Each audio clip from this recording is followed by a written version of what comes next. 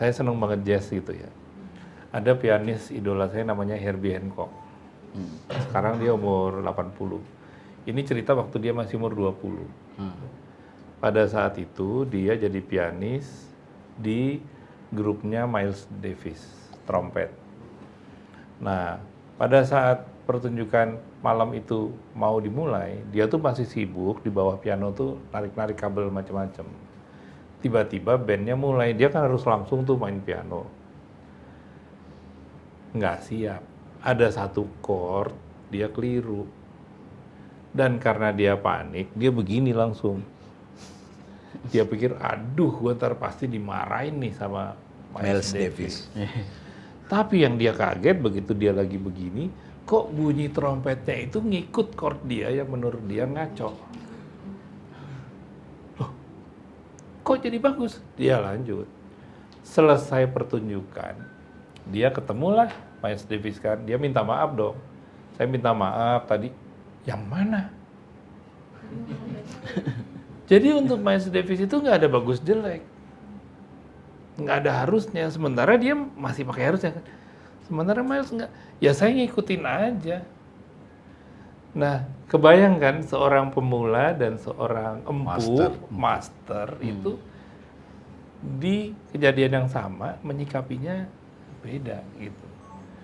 Jadi cara yang sederhana banget Bapak Ibu untuk segera ketemu lagi dengan ruang tanpa nama itu, saran saya copot aja harusnya. Jadi bagian pertamanya nih, ruang tanpa namanya nih, cara paling praktis ya, lepasin deh. Menurut saya paling praktis, tapi itu paling susah banget. Kali 7 tahun kali baru bisa. Jadi bagian pertamanya itu. Itu ya, bagian pertamanya. Lepasin kata seharusnya diganti dengan ya adanya itu. Adanya itu tadi kayak Bang.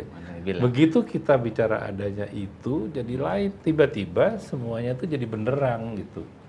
Tapi kalau dalam konteks relationship gimana Mas? Misalnya suami istri mereka sudah tidak nyambung.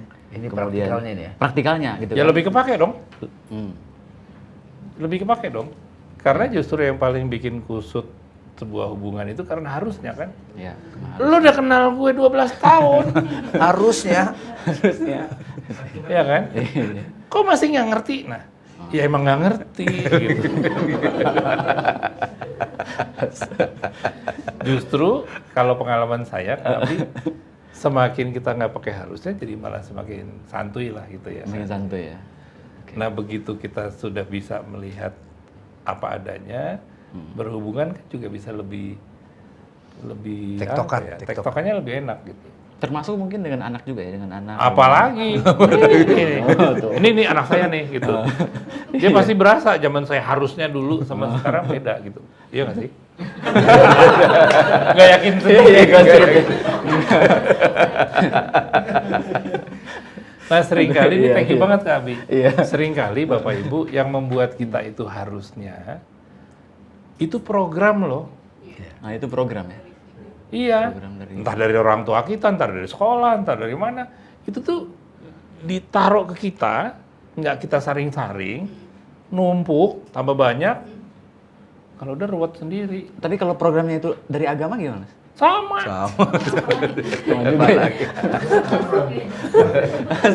Sama. Gini, setiap agama itu kan punya dogma. Dogma itu penting untuk boundaries. Boundaries. Iya. Begitu kita sudah tahu boundaries-nya, menjalani hidup itu jadi lebih enak. Kayak main badminton, Kak. Kalau nggak ada garisnya bingung kita. Tapi kalau udah tahu mana in, mana out, mainnya jadi cakep kan gitu kan. Agama juga sama gitu. Tapi kalau kita sibuk main badminton, garisnya di mana ya? Ruwet kan gitu kan. Jadi begitu kita tahu fungsinya, menjalankannya itu juga enak karena sebetulnya yang bagian keduanya nih, ini ngintip dikit mengenal sang akunya gitu kan. Ya. Begitu kita sampai ke ruang tanpa nama tadi, maka sang akunya juga jadi jelas nih, yaitu Qul huwallahu ahad, Allahu somad, Udah, akunya itu sebetulnya ya itu. Maksudnya Bukan- akunya bukan Allah Denny. gitu. Oh, oke. Ya. Bukan Dame, bukan Abi. Aku itu Allah. Jadi sang aku, makanya Bang Dame nulis A-nya gede banget gitu kan. Iya. Mengenal sang aku di ruang tanpa nama.